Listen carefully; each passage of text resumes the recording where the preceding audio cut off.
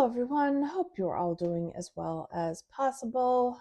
I need to mention that this is an open investigation, not all legal outcomes are known or final, and all suspects are presumed innocent until proven guilty in a court of law. Any use of euphemisms is me avoiding the censors, not making light of anything. In this video, I will be discussing the differences between jail and prison. Lay people tend to use the terms interchangeably. I know I've done that, but there are some important differences, and it's important to understand this in the context of the Duggar situation. And to be clear, my explanation of the system doesn't mean I condone everything about it. I am a staunch reporter of criminal justice reform. Many people currently in jail or prison should not be there, but there are some people who legitimately need to be contained, and the Duggar brothers are some people. One second. I also need to mention that there are a lot of things I don't know for sure about all of this. The Duggar brothers' incarceration. I mean, I am more than willing to be corrected if I say anything that is inaccurate, and I will issue retractions in further videos as necessary. Please know that I am doing the best I can with the information that I do have. Okay, moving on. So, jails are operated by local governments, typically at the county level. The bigger the county, the more jails they operate. In more rural areas, multiple jurisdictions might run one regional jail. As a general rule, jails house pre-trial detainees and those sentenced to less than a year of incarceration. If someone is awaiting trial for a lesser charge, they can often be bailed out. Basically, they are paying the government a fixed amount of money in exchange for being released from jail on the condition that they will attend all future court dates. For more serious charges, judges usually set a higher bail amount, especially if the defendant is deemed a flight risk. And it's easy to see how privilege can come into play here. People of color and people with lower income are more likely to stay in jail during their pretrial period.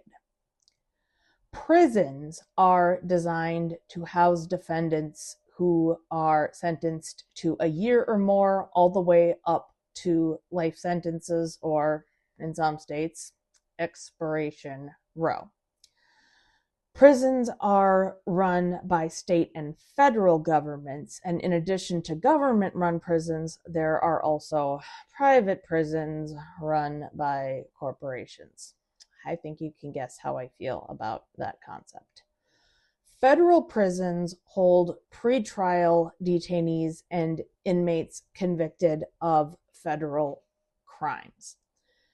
Federal crimes are prosecuted by assistant U.S. attorneys and investigated by federal law enforcement, which in the U.S. is the FBI. A lot of prison inmates are in there for drug charges, and the drug war is an important subject that I want to cover at some point, but I'm trying to keep this video focused on the Duggar brothers' incarceration. When Josh and Joseph Duggar were arrested, they were both taken to the local county jail. At the time I recorded this video, I was still waiting on FOIA requests for info on Josh's arrest and jail incarceration, which I'm going to use in future videos. But I can give you the info I have on Joseph. As I've said in other videos, Joseph Duggar's bail was set at $600,000 US. He had to pay 10% of that in order to be released. Jim Bob, of course, paid the $60,000, and Joseph was out of jail by April 1st.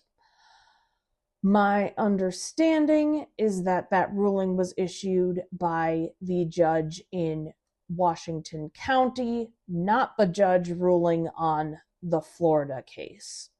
Joseph has court dates for charges in both states. Kendra's bail was much lower, and I think she spent a lot less time in jail. I think less than a week. Feel free to correct me if I'm wrong. I want to point out that the only reason Joseph got out of jail is that Jim Bob bailed him out. If he hadn't gotten out, he would still be in jail right now. Frankly, in my opinion, bail should never have been on the table for him. But Jim Bob has a lot of friends in high places in the Arkansas political and judicial spheres. It's worth noting that jails put little to no effort into rehabilitation, which is very unfortunate. A lot of the more hardcore criminals were in and out of jail when they were younger. The lack of support combined with the rough environment definitely don't help someone learn from their mistakes and turn their lives around. That said, if someone is legitimately dangerous, I support the general idea of containing them and keeping the public safe. I repeat, bail should never have been on the table for Joseph and Kendra. After Josh Duggar was found guilty of possessing child corn, he was moved from the county jail in Arkansas to a federal prison in Texas. And I reiterate, this was unrelated to him abusing his sisters as a teenager. Statutes of limitations vary from state to state, and the statute of limitations in Arkansas had long run out by the time Joseph was caught with the child corn in 2019. Josh is currently in a federal prison in Texas, and as of the recording of this video, his release date is set for 2033.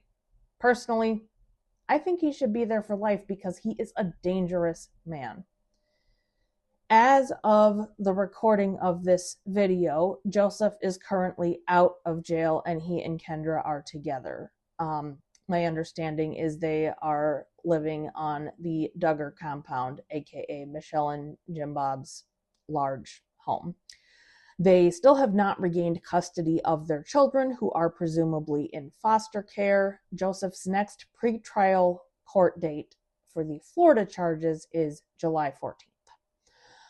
Okay, that's it for this video. I will film an update on Joseph's May 18th pretrial court date once I have more information.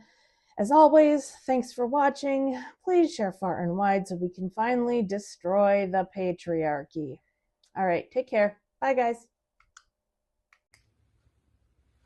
If you enjoyed this video, please do me a huge favor and hit the thumbs up. And be sure to subscribe so you don't miss any future videos.